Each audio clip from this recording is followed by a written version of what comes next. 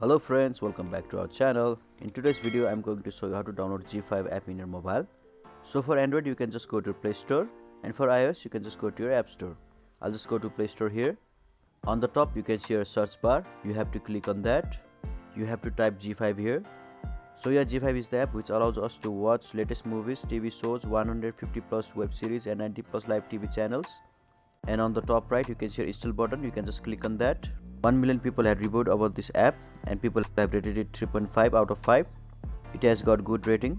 The file size is of 20 MB, so it won't take that much of space in your device.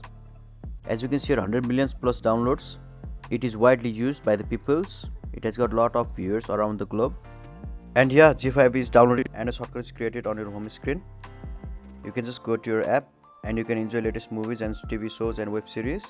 And if you guys like our video, then you can just click on like and subscribe button. Thank you.